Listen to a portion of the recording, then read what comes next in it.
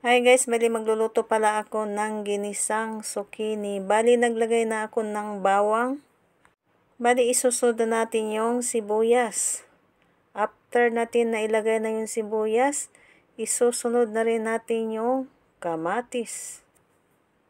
Pagkatapos pala na ilagay na natin yung kamatis, isusunod na natin yung karne ng baboy. Bali haluin muna natin siya. After natin nahalo na yan, bali maglalagay na pala tayo ng asin at para naman magkaroon ng lasa yung ating karne na nilagay. Pagkatapos haluin muna natin siya.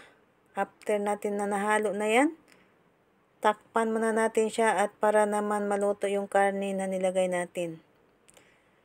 So pagkatapos pala yan, nahalo na natin, ilalagay na natin yung zucchini. Bali, ang routine talaga natin sa araw-araw, magluluto lang talaga tayo. Hindi naglagay na pala ako ng oyster sauce pangpalasa.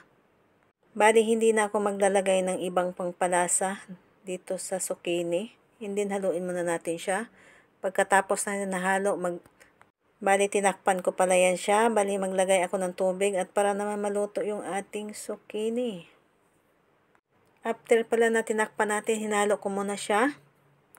Bali, hindi natin i-overcook yung ating zucchini kaya madali lang siyang maluto.